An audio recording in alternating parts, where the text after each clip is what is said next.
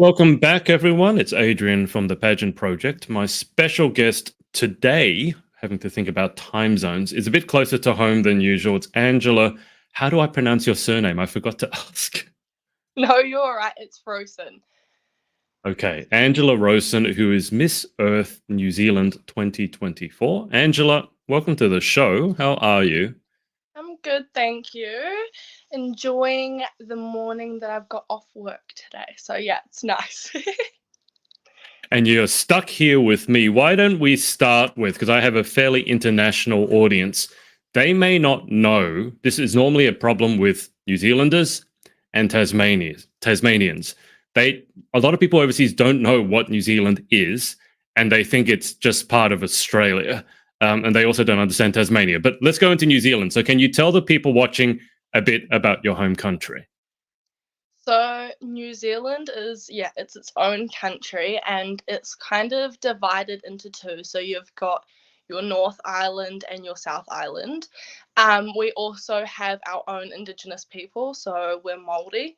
Um, and yeah, we're a great little country. There's not many of us, but yeah, beautiful scenery, and just down to earth, funny people, really.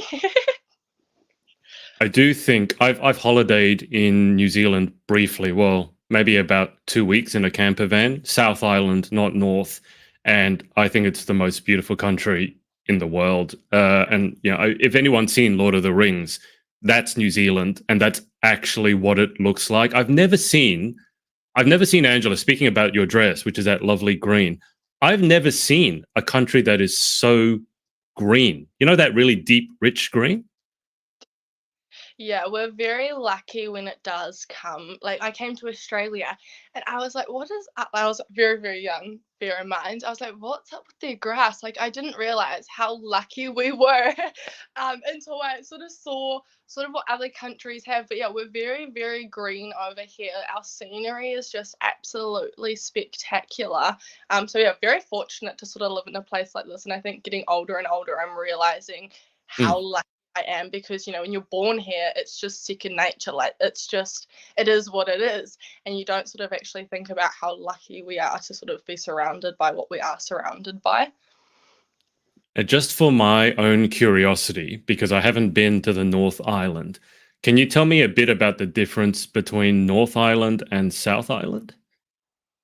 One thing I actually didn't realize, but yeah, the North and South Island are very different accents.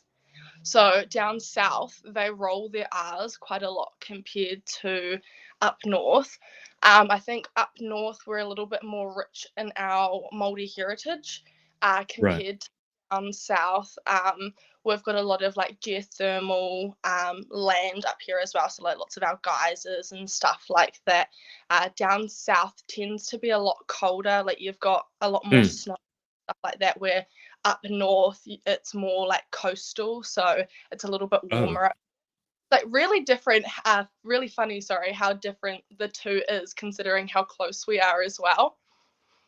yeah. Okay. Because in that case, I mean, I know a lot of Kiwis, and for those of you watching, that's slang for New Zealanders. I don't know why, but I have quite a lot of Kiwi friends. I used to work with a bunch of them, and they would always start every morning. They wouldn't say hello; it's kia ora. Yeah, And I can't pronounce that well. Yeah, but they would always say that. So I know quite a lot about New Zealand, but I think they were all from the south. So they would all tell me how much better the South Island is than the North. I don't know if that's still an ongoing thing, but I went through the South Island and Queenstown, and there were glaciers, and so yes, it was spectacular. It was quite cold, but let's get to you, Miss Earth New Zealand. I was just speaking to Angela before we went live, and I wanted to clarify her age because I was looking her up, and half the articles on the internet say she's 18, and the other half say she's 22. And the fact of the matter is, she's neither. She's 19, although she was 18 when she won. But apparently, everything that you guys read on the internet about Angela is wrong. She doesn't know where people got the information from. It's fake news. So, Angela, why don't we just start with why don't you actually tell people about yourself and your advocacy and your Miss Earth journey? Because apparently, everything on the internet about you is wrong.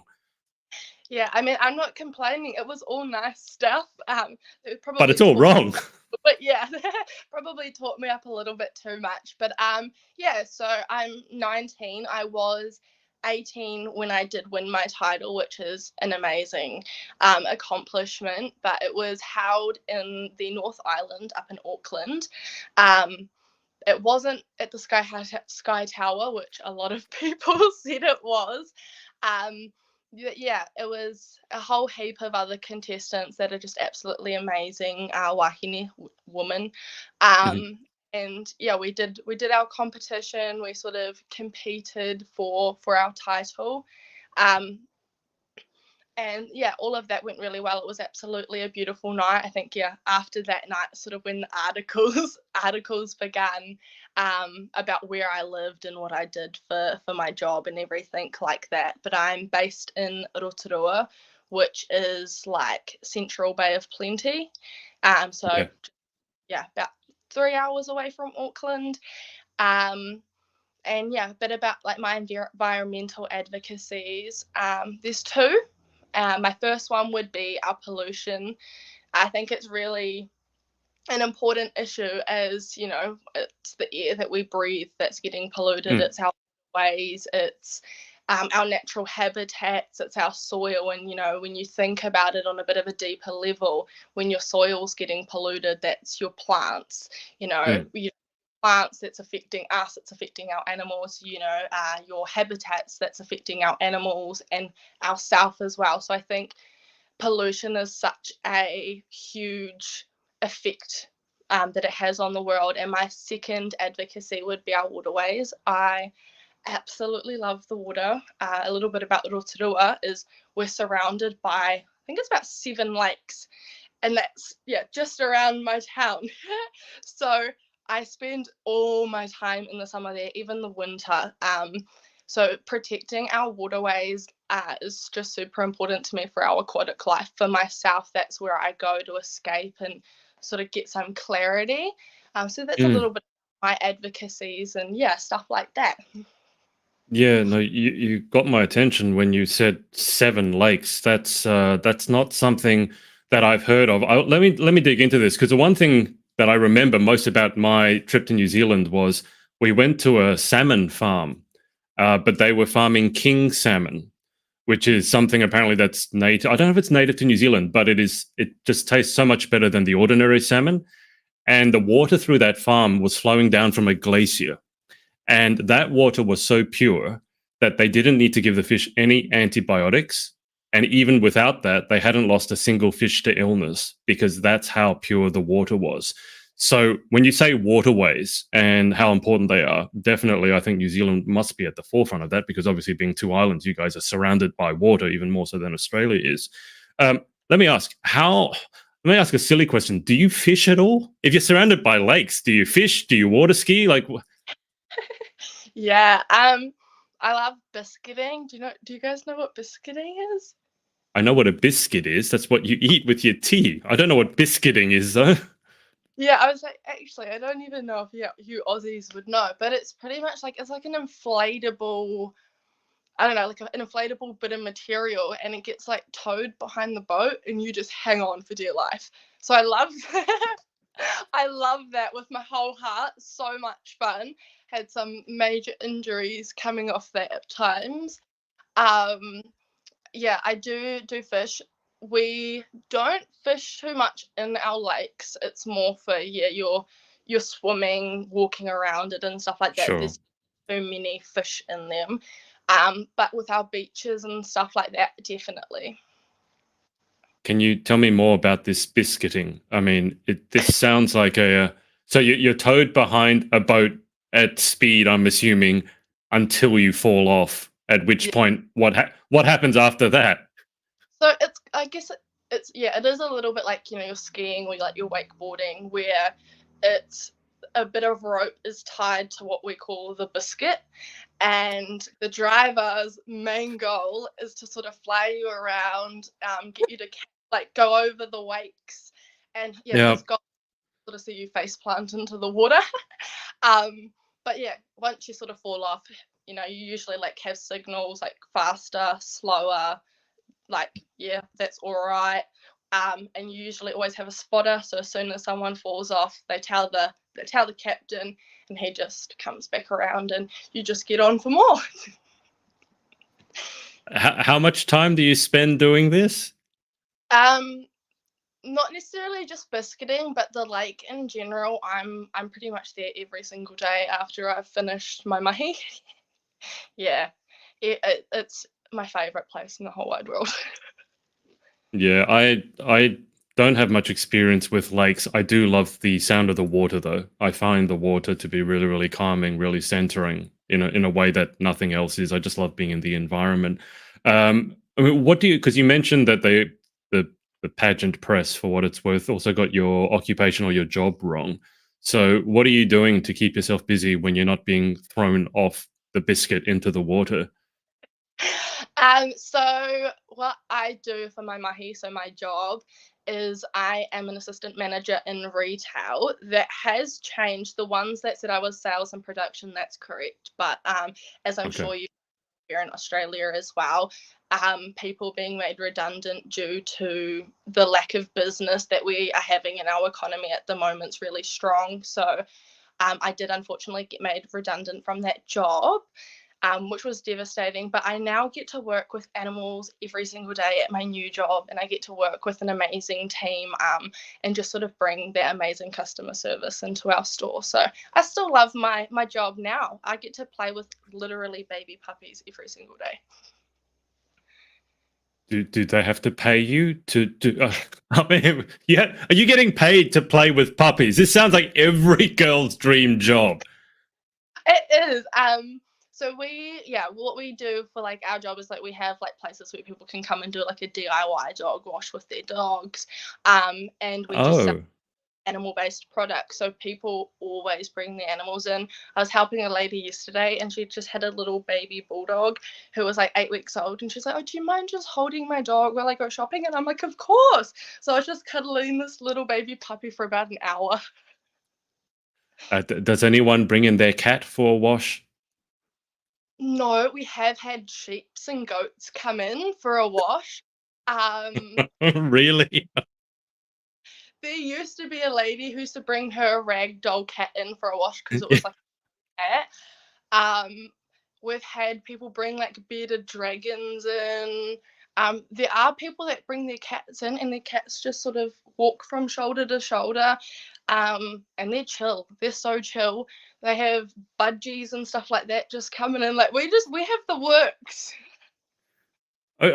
Just give me a second. So, if the customer with the budgie comes in at the same time as the customer with the cat, isn't there a problem potentially there?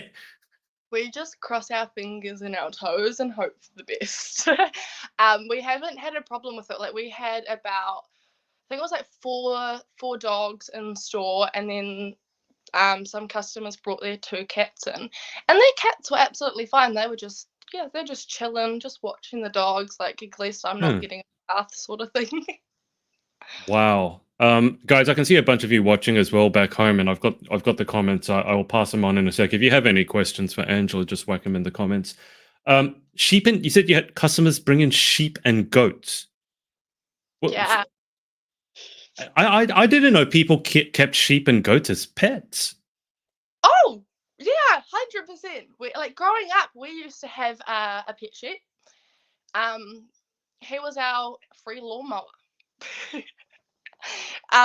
We had a really, really big section. Like a lot of our houses here in Aotearoa do have some really decent sized sections, Yeah. and sometimes they're on hills and it's really hard to mow. So yeah, a lot of people have like a sheep or a goat, and it's a free lawnmower.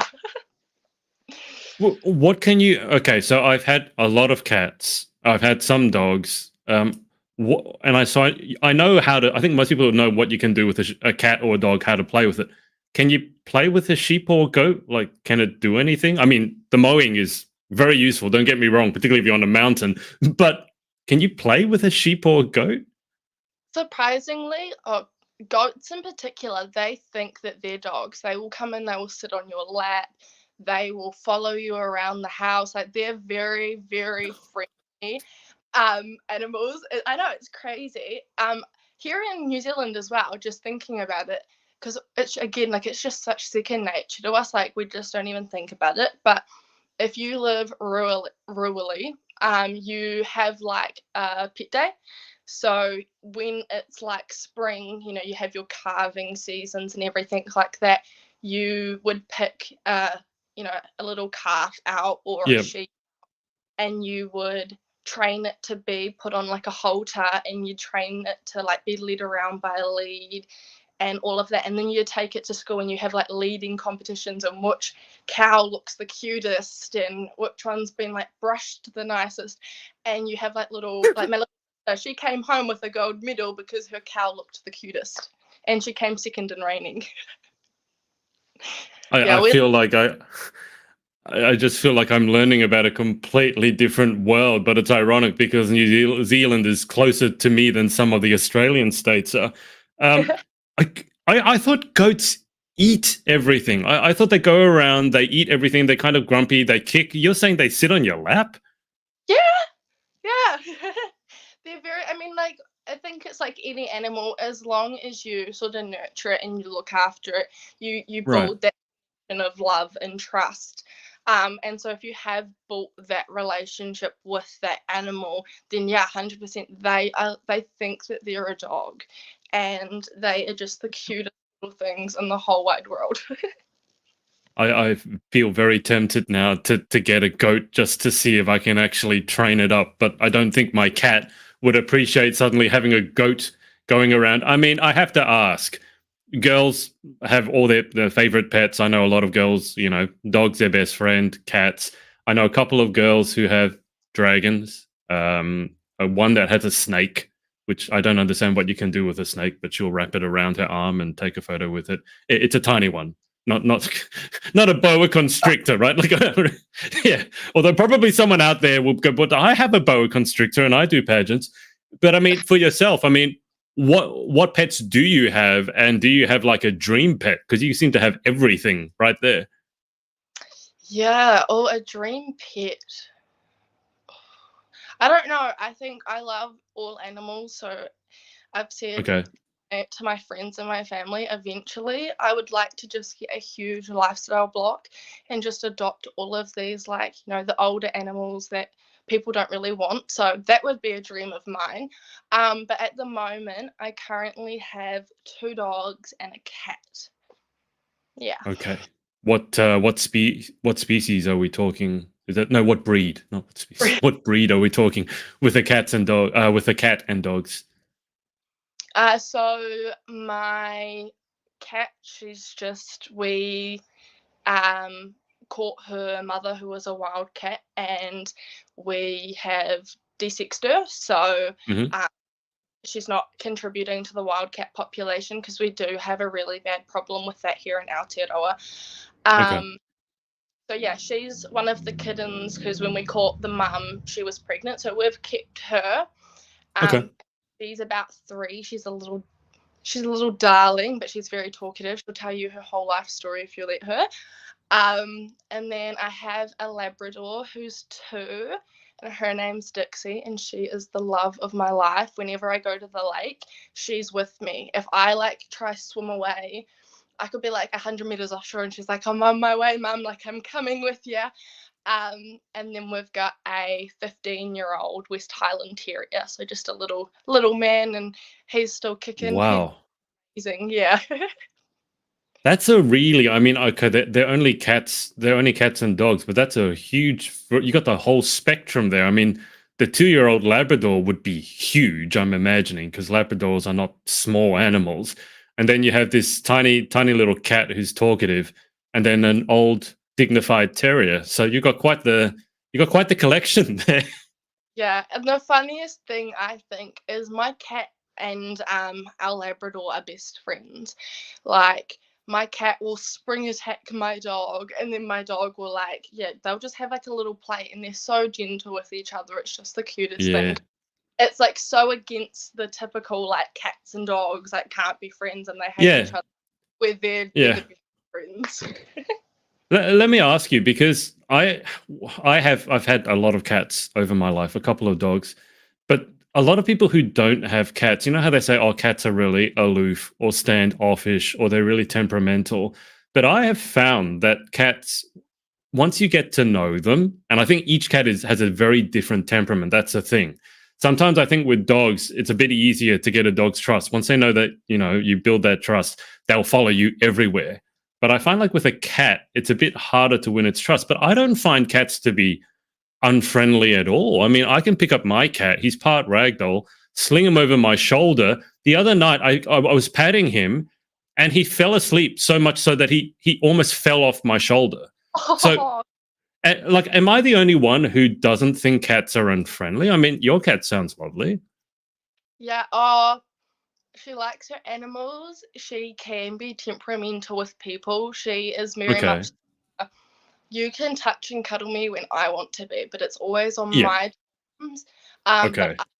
my other cat, she was 16 and her whole life all she wanted was cuddles and affection Yeah. and love. I think they've all like every animal has such a different personality Yeah. and they have their own like icks, you could say. Yeah. Um, Yeah. Their but own red flags. yeah. Yeah, so yeah, our cat, she's lovely when she wants to be, but otherwise she just wants her personal space. I think that's just like a person. That's probably, I mean, there's no person out there who always wants to be getting picked up and patted and being so. I think they're more like people in some ways than dogs. Angela, let me go to the comments first. So you've got Ralph, who's actually over in the United States. He has said good evening. So that's why he said good evening, because he's in America. And he's saying that you're doing an amazing job as Miss Earth New Zealand. Now, forgive me, guys, if I mispronounce names. Alicia has said she is beautiful. And Danelle has said, I love this interview. You're amazing, my darling. And I love listening to you and you having fun and laughing. Oh, that's my mum and my auntie, those last two comments. So thank you guys for tuning in. I love you. Perfect. Why don't we dig into your advocacy? Can you tell me how you got interested in the environment to begin with?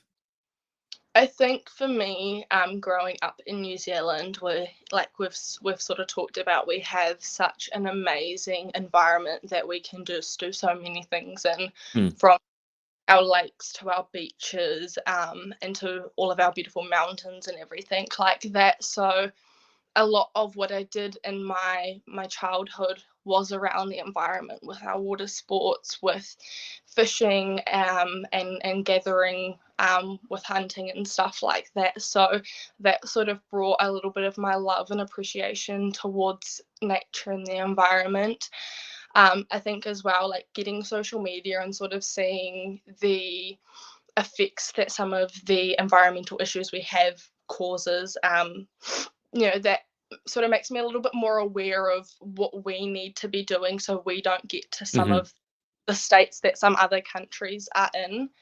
Um, and yeah, just being out in nature brings a strong sense of love to it, and I would be devastated if I couldn't do a lot of the things that I love to do. So I think it's really important to protect what we do have and preserve it.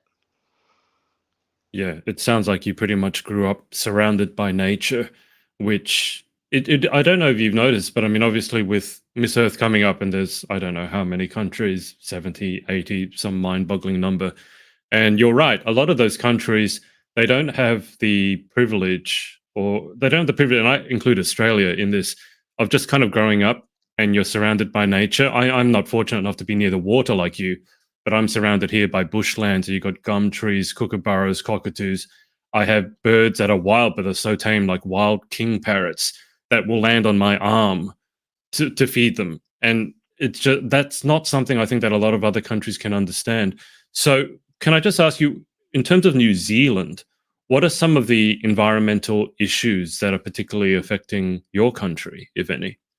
Yeah, I think something that is really affecting our country is our pollution, especially in our illegal dumping. Okay.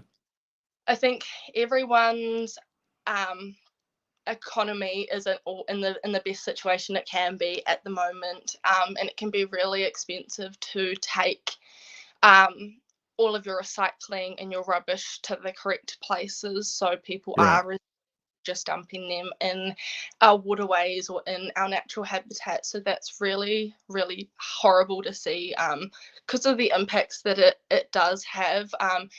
Being in the Pacific Ocean as well, we've got the threat of deep sea mining as well coming up, which, if it does go ahead with, is just going to have catastrophic effects on our marine life. So, yeah, sort of really pushing for that to actually be thought about. I think it's really important as well for our government and our people to not always have money at the forefront of our decision making and actually think Mm. about the consequences that it's going to have not only on us but also the species that don't have a voice to tell you that this isn't right, and it's going to cause bigger problems. So I think those would definitely be two of our biggest issues at the moment. I didn't know dumping was a problem in New Zealand. Has that become more of a problem since COVID? I think it has, and I think also, you don't, as a tourist, you don't really notice it. Like, it's more when you sort of go to, I guess, like local scenery areas where you've got like a mountain and stuff like that, just like dumping it over the Right. edge. So it's not always something that you do notice, because when you look at our country, it does look so clean and green and Mm. beautiful. But I guess just like every country, we do have our problems that we do need to work on and we do need to address. Yeah, you said part of it was caused because of financial concerns, and I understand. I mean, a lot of the world is not doing so well financially. You said, by the sound of it, New Zealand, Australia certainly has its issues. America, God forbid, certainly has massive issues. And I think a lot of the environmental concerns, take fast fashion, for example, which is really a big problem environmentally. I think a lot of it is caused by, okay, famous people spruiking, companies that, let's say, are not so good for the planet. But also, fast fashion it's like the equivalent of junk food. You might know it's better to go have an organic salad, but that costs you $20. Well, in Australia, it probably costs $25. But you could have McDonald's or a greasy pie for $5. And so a lot of people are just struggling to make ends meet financially, and so they sometimes do things that aren't the best for the environment or themselves, but they feel like they don't have much of a choice. So how do you think we balance? I know this is a question that's probably unfair, but politicians can't figure this out. But how would you say you balance like that need to, well, I need to eat or I need to wear clothes, between going, but hang on, this one actually is really bad for the environment or bad for you? How do we sort of balance the cost versus the environment? I think, yeah, it is all about finding the balance. I mean, when you think about fast fashion and, buying off places like Shein and Temu and all Mm, of stuff where you can go and buy off, a New Zealand or an Australian designer, which uses a little bit more natural resources and the recycling and everything like that. Like, yes, it is tenfold cheaper going and buying it off that, but your quality is a lot less. Your How long that is going to last is also a lot less. So it's also taking into account, okay, maybe it is cheaper getting that, but I'm not going to have to buy as many items because these pair of jeans are going to last me for 5, 6 years rather than yeah. a year. When it comes to food as well, like, sometimes it is cheaper to be getting those things that aren't so great for the environment, but a lot of the time it also means that it's not as healthy for yourself. So for Mm. me, it's always prioritizing what's best for me as well. And I think, yeah, it's hard to find the balance between the two. But I think sometimes taking a step back and sort of looking at the bigger picture can help. I think also with health, it's an investment in yourself, because you can eat badly for an amount of time, which I think is testament to how amazing our bodies are. But eventually, your body's going to have enough, and then you might have wished that you took the healthier route when you end up with some sort of debilitating disease at the age of 30 or something like that. I don't know if it was on your social media or someone else's, Angela, but I did see Sheen, and I only know the brand Sheen because of pageantry. Because particularly in the UK, a lot of girls would do Sheen fast fashion hauls, so I know the brand. And one of you guys, one of you Miss Earth contestants, recently put up a story that Sheen had basically just won like the worst company for the environment award or something like that. So I don't know. Did you see that? Was that your story, or did I see it on someone else's? I've seen some very, very similar things. It wasn't on my story, but Right. there's so many videos on YouTube on how these factories operate, and it's very clear to see that the environment and the effects that they can have is definitely at the back of their mind. I mean, you search up textile waste and you see the mountains of clothes that, um, you know, get dumped in the end. Yeah. Absolutely devastating to see, because a lot of the time it's actually not affecting the people that are buying it, it's affecting those countries that are having to make them. And a lot of the time it ends up being those poorer countries, and I don't really think that that's necessarily fair to them. No, no, it's not fair at all. Also, they end up quite often in trouble because of the workers. They don't have the welfare of their workers in mind. Forgetting the environment for a sec, it's also the workers. And very often, I hear stories about how workers have died because the factory wasn't, didn't meet basic health and safety standards. So I think that's another thing to bear in mind. That sometimes the cheap clothes and food, they're cheap for a reason, aren't they? And that has an effect somewhere else. But let me just switch tacks for a second. How did you get involved in pageantry? Because in Australia, pageantry is not big. I got to think in New Zealand, I could be wrong on this. I spoke to someone in the Netherlands recently, and their pageantry is going gangbusters. They have like 400 contestants sign up per state. They have 12 provinces, and in each one, they have several hundred girls entering. I'm like, in Australia, if we have 30 contestants in the final, that's already big. But how did you get involved in pageantry in New Zealand? So we have a lot of so first off, pageantry here, it's very little as well. Okay. Yeah, it's not very big. I think it's also, when people think about pageantry, they just think about the glitz and the glam. They don't actually think about, like the beauty for a cause, Mm, and what a lot of it actually stands for, and what a lot of girls are actually advocating for, whether it be the environment or human rights or whatever it is. But yeah, for me, I got into pageantry for a pageant called Miss Rotorua. So that was, yeah, one based in my hometown. That was quite a big pageant because we've got a Miss Teen, Miss, and Mrs category. So okay. any absolutely anyone, and I think it's such an amazing pageant in terms of it's so empowering for a lot of women, because you don't have to look a certain way or talk or walk a certain way. You do it for you, and you do it to grow and to feel beautiful within yourself. So that's how I started, and then from there I went on to Miss Earth. And it really resonated with me again, because it's got the environmental cause. It's, it's not just getting dressed up and Mm, looking pretty and walking on stage. It had that element that resonated with me and my beliefs. So that's why I went on to do Miss Earth New Zealand. Now, that pageant was a little bit smaller. There was about 9 contestants in the finals. okay. Yep. Yeah. All beautiful, lovely ladies who did really have a passion for the environment. It wasn't some facade they were putting forward, so that was awesome to see. And some of them are still doing all of their environmental advocacies out of the pageant, which is, yeah, also just, yeah, quite heartwarming to sort of Mm. see. So yeah, from here now, obviously, I go over to the Philippines in a few weeks, which is super exciting, but also super duper nerve wracking. I mean, yeah, I was going to ask that. I mean, New Zealand, if you had nine finalists, I think that's comparable to what we had over here in Australia. So you're not doing too badly there.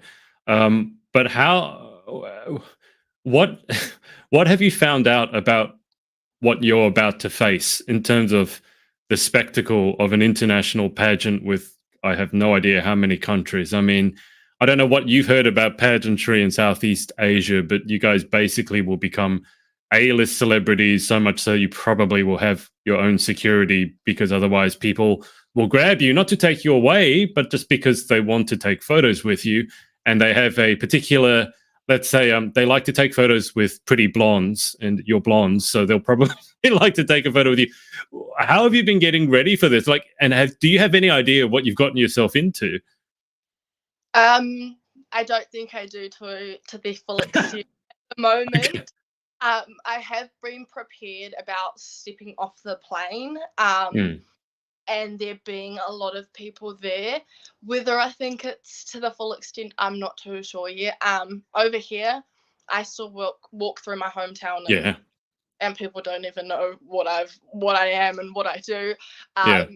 So going over there and having a lot of people know who I am will be, yeah, a little bit intimidating. But I also think it's exciting because I get to go over there and I get to experience all of that, but then I still get to come home and be a normal human being.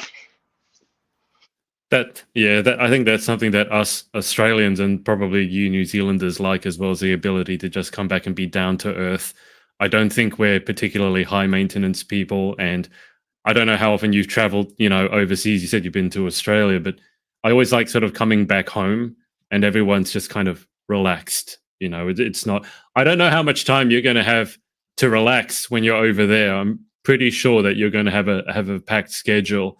Um, how's the prep going? How's the national costume, the dresses, the wardrobe? How many suitcases are you going to have to take over? All that stuff.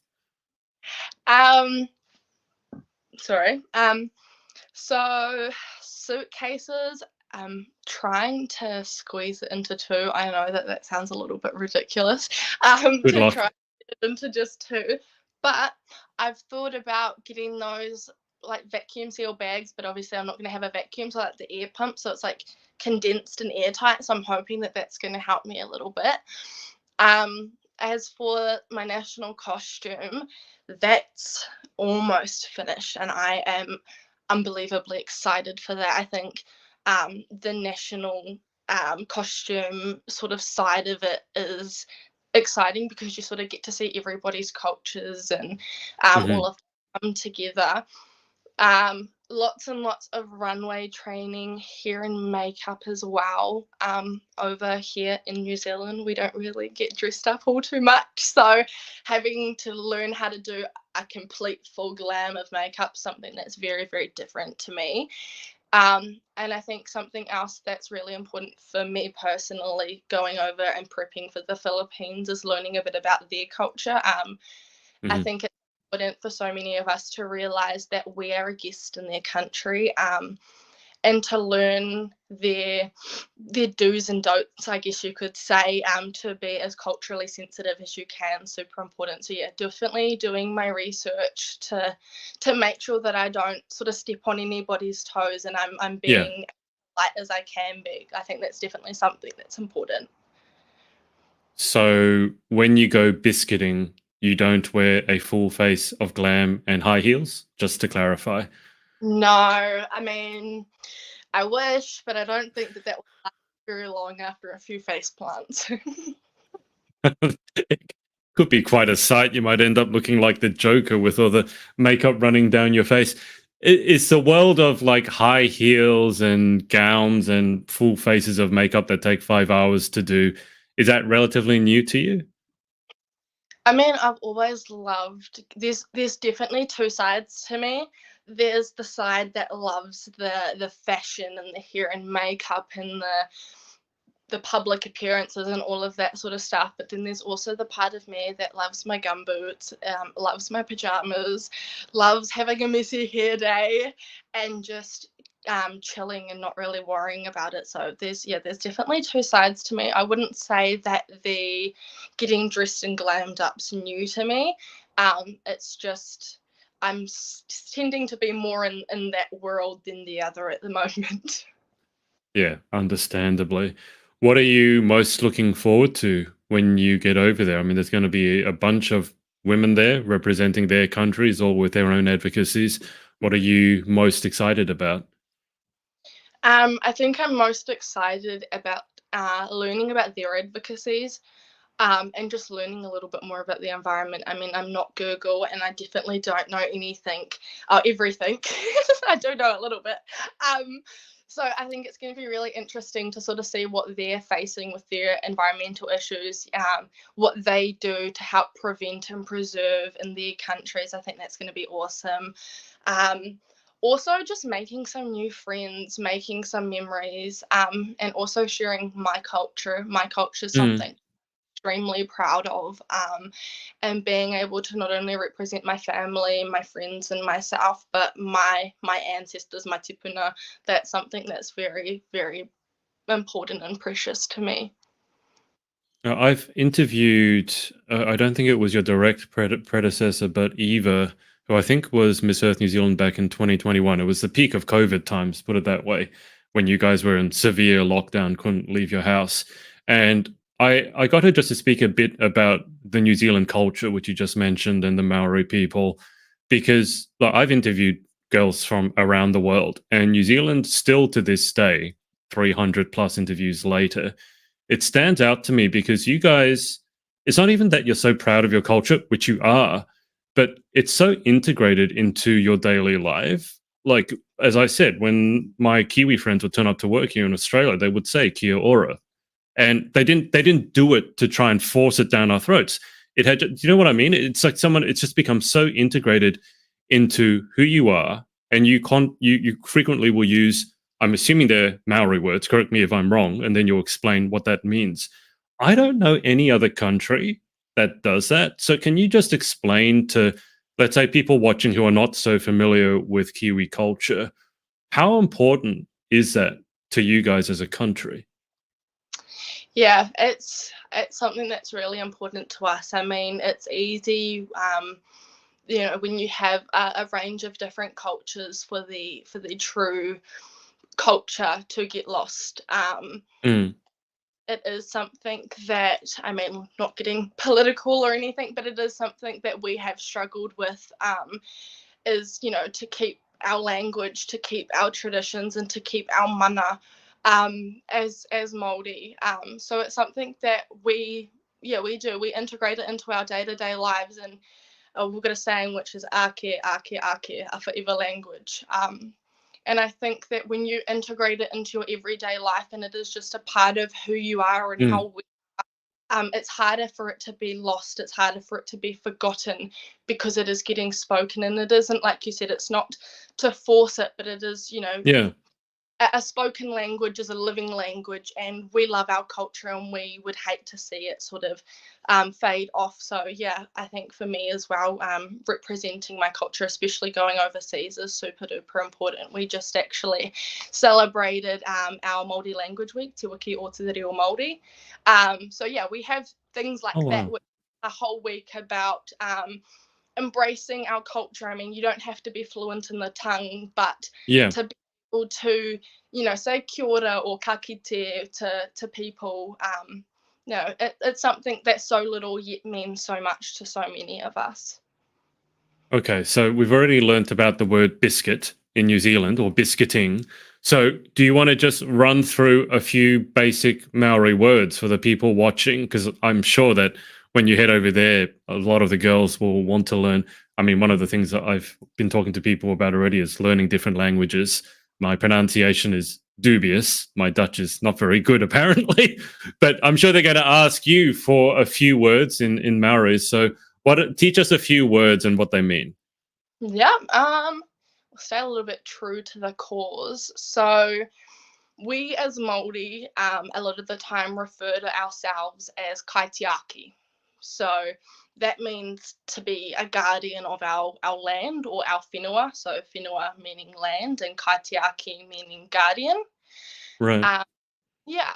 So I think it's probably a lot easier doing it about the environment, because that's sort of what we'd be talking about more. You've got our maunga, which is our mountain. Um, yeah, you've got your normal kia ora, which is your hello, and the ka kite, which is goodbye. There's a lot of words that can mean so many different things, I suppose, in so many different languages. One of the ones you will typically hear me use quite a lot on my platforms would be Papatūānuku. And in our culture, we don't have necessarily like a god, but we have gods, and Papatūānuku is the Earth Mother. Mm.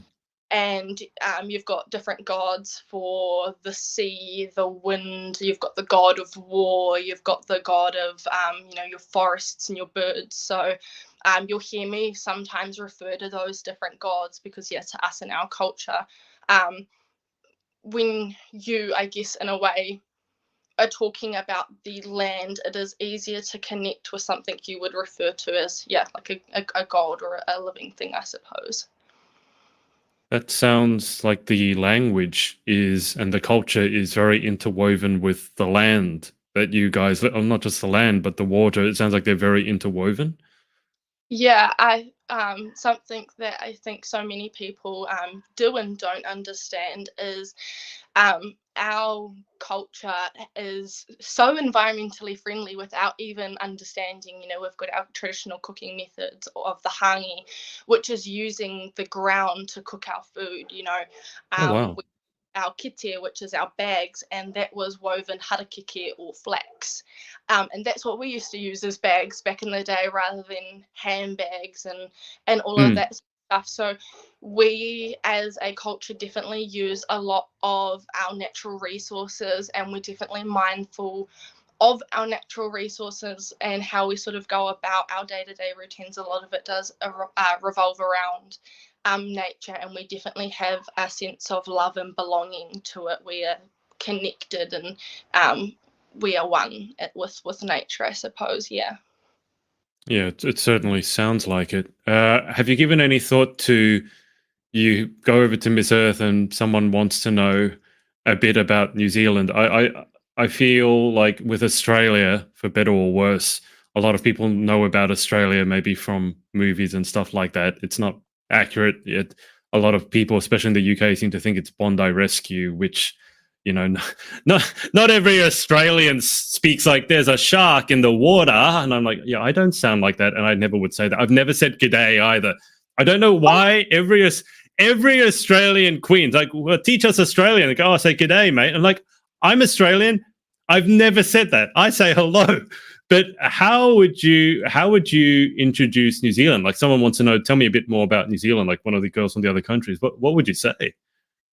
I don't know. I think I would kind of just talk about our people, our land, our culture, what sort of people we are. I think we're really chill people.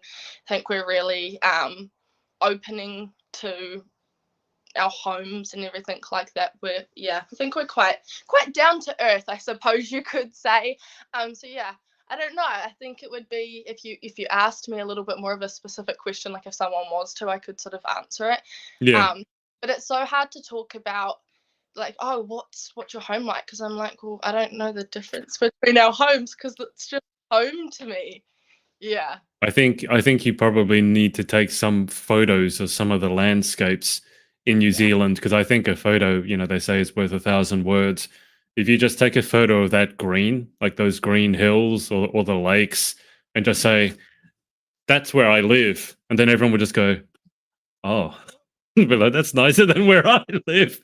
I really think that would work. Just because the scenery in New Zealand, I'm not blowing smoke when I say I think it's the most beautiful country in the world, because it just looks.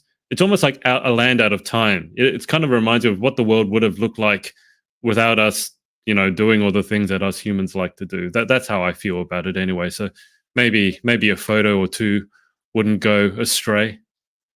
Yeah, no, 100%. I mean, I think I'm a little bit biased as well, living in my hometown pretty much my whole life. But I think Rotorua, above all, is almost the most beautiful because you're so central to everybody. So you've got like your your beaches that are 45 minutes away. You've got all the lakes that I talked about.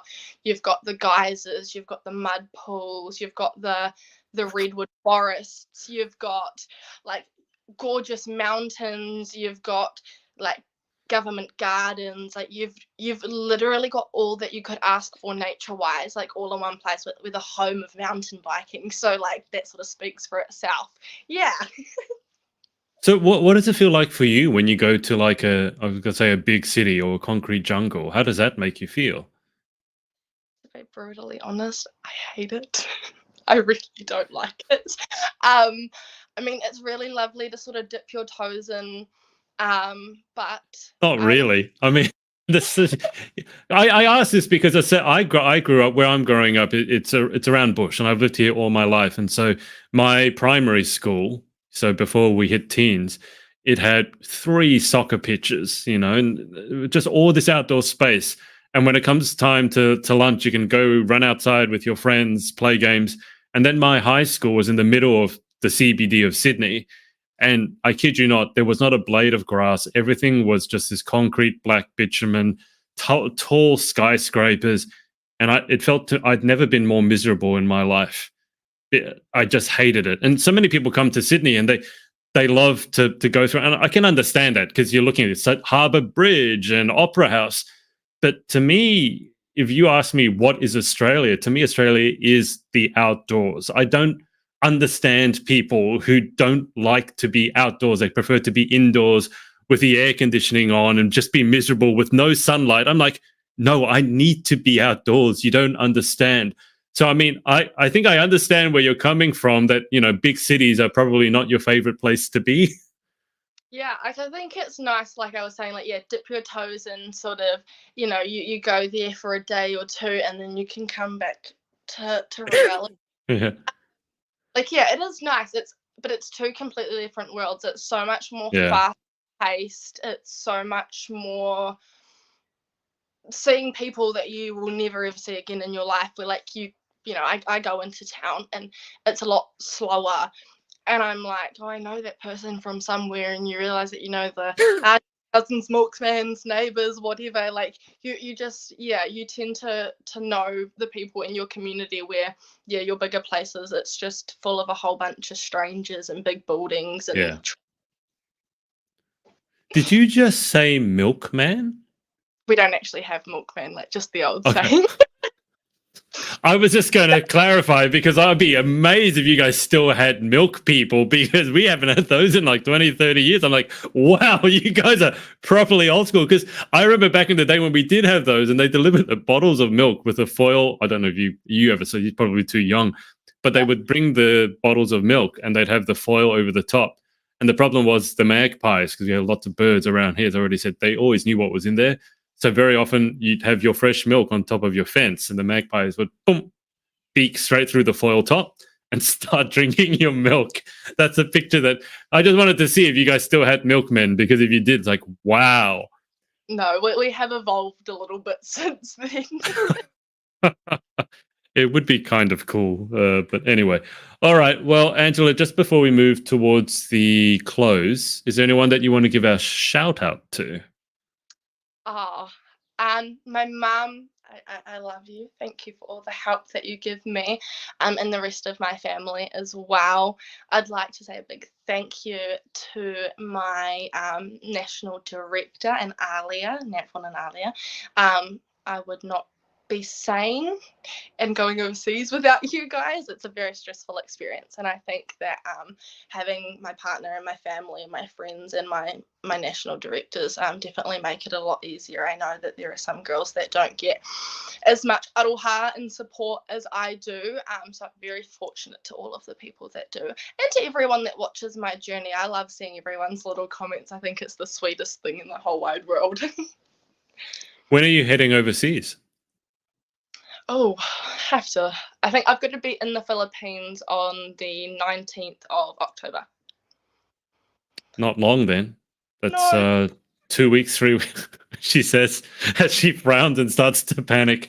But I mean, it sounds like you've got everything under control. And I think at the end of the day, us Aussies and you Kiwis, we're not too, as I said, not too high maintenance. So, she'll be right, as we like to say. Yeah.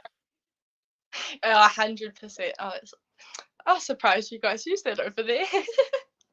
I'm surprised you guys use that over there. I thought that was ours. That's one of the ones that... Now I really want to look up. Is that an Aussie? Because what us Aussies love to do is anytime anyone's famous, we love to claim them as our own. So we just like to steal all the New Zealand stuff and say, "Yep, that's Australian," and you guys are like, "No, no, hang on, he's one of ours, or that's one of ours." I think we always have our like Australia and New Zealand. We have our debacles. Like I still think Pavlova's a New Zealand That's the thing. one I was going to ask. Yeah, Yeah, that's the famous one. yeah, and like there's just like so many like like lingos I guess you'd call them, and I'm like I swear that came from us first, but I guess we'll never know. We're like brother and sister countries, I suppose. It is, yeah. It's like siblings, you squabble, but at the end of the day, you do love each other, but you just love a good argument every now and then. Uh, But yeah, Pavlova. I'm going to go with I think it's Kiwi, but I mean I'll say it's Australian, but I do think it's Kiwi, and I do love a good Pavlova. I used to make those all the time. Anyway, before we get distracted by Australia versus New Zealand, let's get to these final 10 questions. So number 1, what is your favorite word? And I should preface that by saying you could have it in English or Maori, whichever way you want, or both. oh, word or Yeah, slang? word, Yeah, slang, phrase, whatever you like. yeah, nah. Yeah, so like if someone was like, "Oh, do you want to go for a walk?" Yeah, nah. Like you don't want to go for a Oh, walk. Yeah, nah.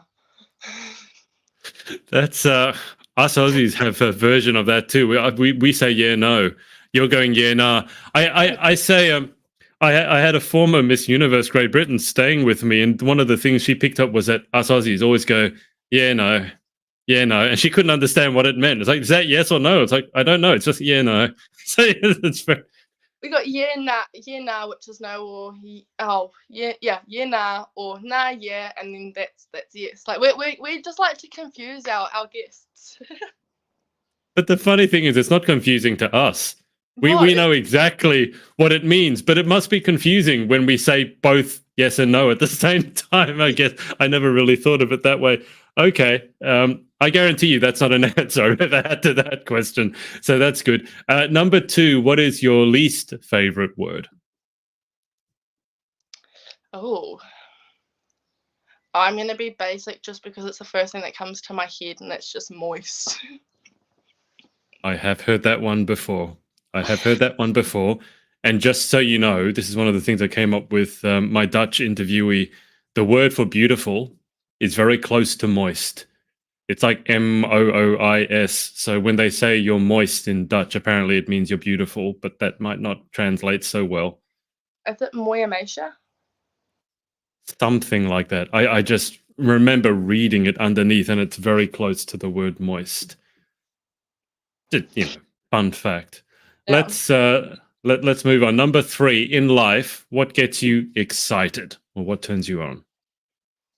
Oh, going to the lake, going out in nature and just being one with it. That's yeah, it's my happy place. It's my place where I unwind. It's the place where all of my fondest memories are. So just nature. Yeah. What turns you off? The city, rude people, yeah, Karens. I Parents. I don't really think about that. But I yeah, need to. I need to find out at some point why Karen has become so synonymous with Karens. I don't. I think it's very unfortunate that if your name is actually Karen, that Karen now means what Karen means. Okay, so that number 5. What sound do you love? oh, I think I do it with my dog all the time in like horse riding. So like just the clicking. I do it all the time. That was very loud. That Yeah. was So quite impressive. I don't know how you make that noise so loudly. Wow. Do that again.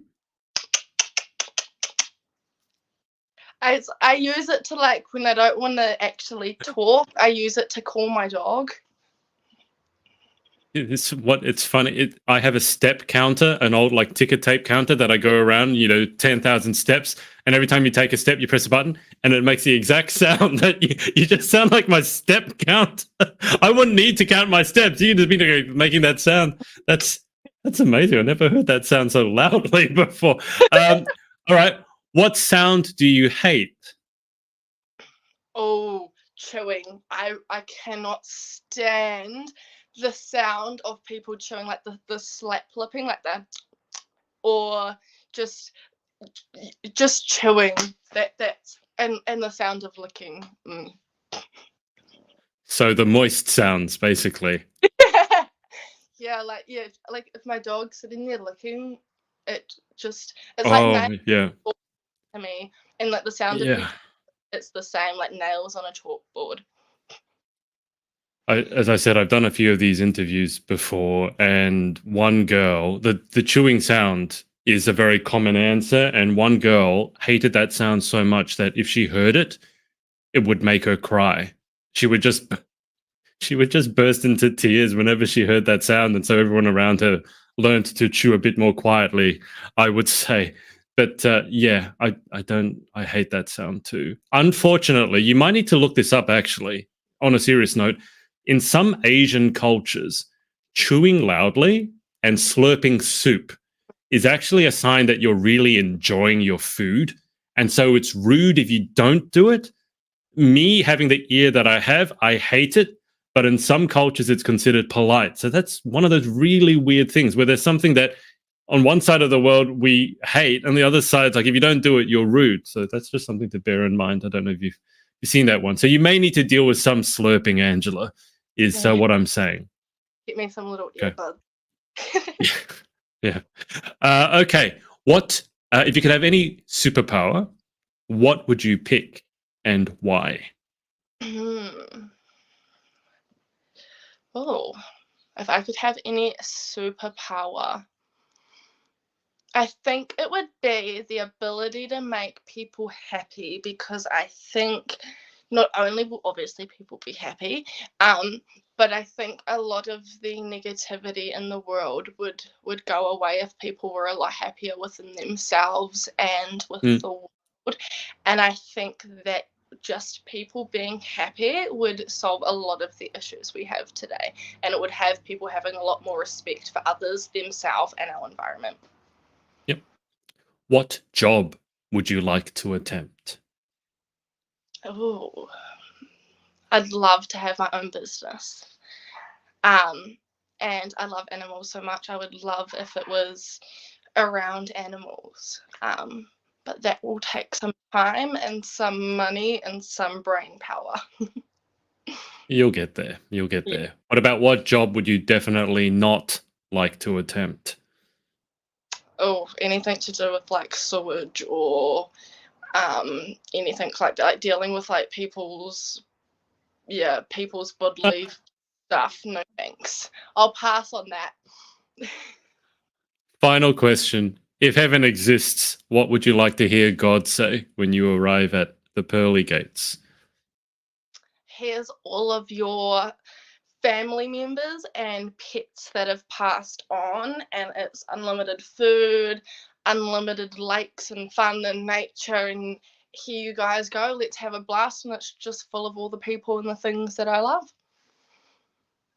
It sounds like it would just be your home Yeah, but with everyone that's with no longer. everyone. Yeah. Yeah.